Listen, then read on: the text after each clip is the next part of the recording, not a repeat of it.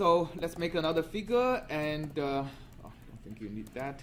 And the plot x and w-x-x analytical, right?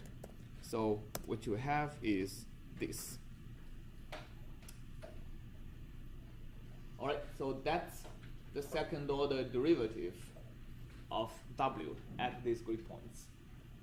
So now let's use our finite difference approximation to compute the same derivatives.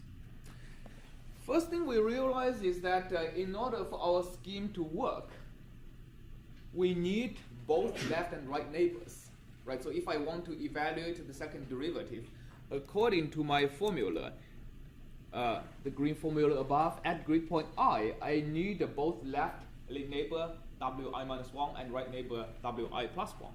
So I can't really reproduce every point in that figure. I can only reproduce starting from the second grid point to the second last grid point. So let's just do that. All right. And in MATLAB, let me introduce you the vectorized way of writing code. That's very useful in MATLAB. So the evaluation of this wi plus 1 for so basically we want to evaluate from starting from the second point to the second last point, which in MATLAB's term is end minus 1. And then I plus 1 actually goes from 2 to the end, right?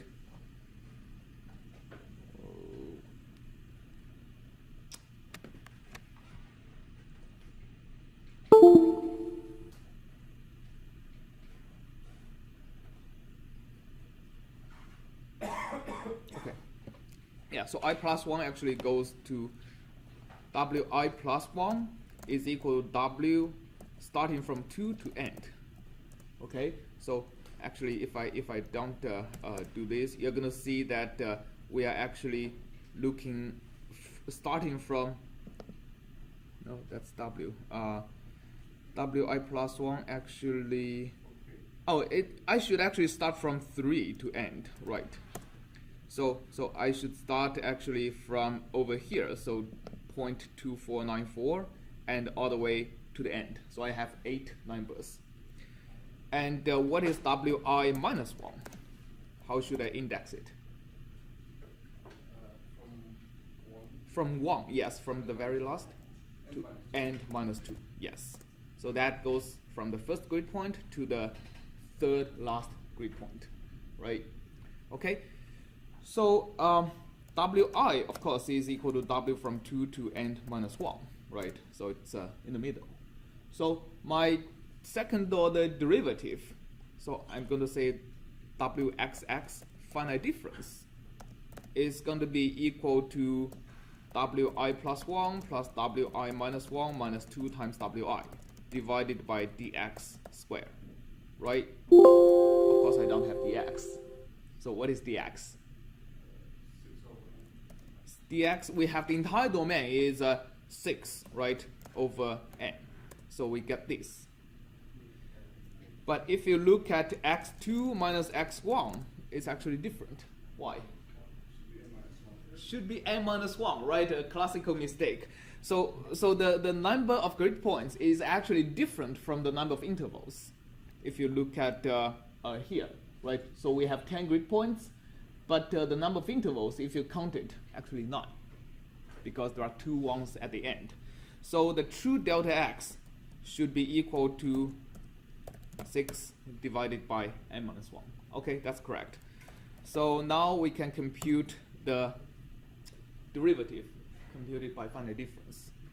All right, so now let's plot it at the same plot as figure 2.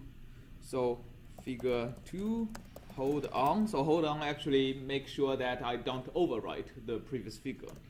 And I'm going to plot x and the wxx finite difference. Let's use a square and dotted line. Okay, vectors must be the same length. So remember, wxx finite difference is only 8 values. So we have to go from 2 to end minus 1. All right. Maybe it's too faint for you to see. Let me actually make it that solid so that you actually see it. R means red. Okay, so you see that now? So we can see we're doing pretty well, right? I mean, the overall trend of the derivative matches pretty well, but there is a difference. All right, there is a difference. So how do we improve on that? How can we if this is not satisfactory, what should we do? Increase the number of grid points, right? Decrease delta x. So let's do it. Let's make okay, so just remember that, and let's make n equal to 20. And I don't want to type again, so I'm going to go through my history and just do this. Do this. I don't want to plot W again. I know what W looks like. Let's do this. Okay. I'm also going to make a new figure and plot it. Right. So that's my new analytical derivative. I'm going to pick the right one. So this is the correct one. Let me just copy and paste. I don't want to. If I put a semicolon at the end, I'm not displaying this thing. So wi minus 1 is equal to this, wi is equal to this, and the wxx final difference is again equal to this, where dx has to be recomputed. Right? Okay, so now we have figure 3. So let's figure 3 and hold on. And let's plot. Well, I don't think I have to say figure 3 because that's the most recent figure. So I hold on and plot x to 2n minus 1 and wxx ft. Square, a line, and red. All right. So that's our new derivative.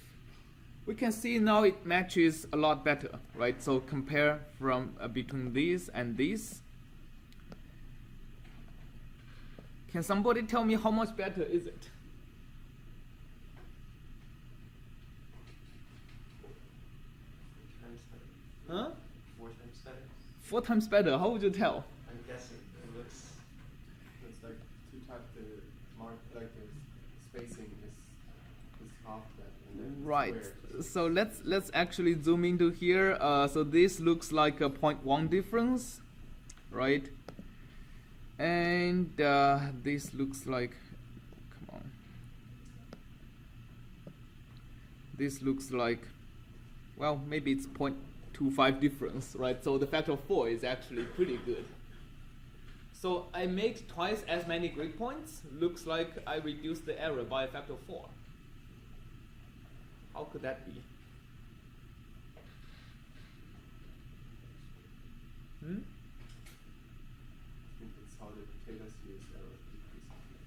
Right, you remember on Monday we started looking at Taylor series and we discussed the order of the scheme. Right, let's get back to that. So the order of the scheme, it's saying that as you reduce your delta x, which proportionally it's an increase, almost proportionally it's an increase in n, right? If I reduce my delta x, how much does my error in the approximation would reduce? A first order scheme is the most straightforward. If you cut your delta x by half, you cut your approximation error by half. A second order scheme, on the other hand, has an error that is proportional to delta x squared. So if you cut your delta x by half, your error is reduced to the new delta x squared, which is 4 times smaller. And it looks like this is actually the behavior of our approximation scheme.